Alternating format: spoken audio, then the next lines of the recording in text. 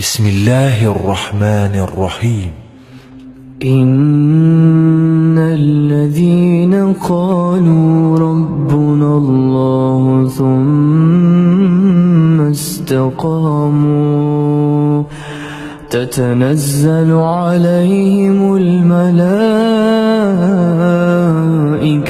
ألا تخافوا ولا تحزنوا تتنزل عليهم الملائكة ألا تخافوا ولا تحزنوا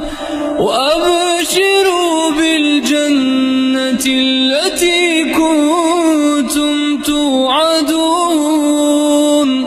نحن أولياؤكم في الحياة الدنيا وفي الآخرة ولكم فيها ما تشتهي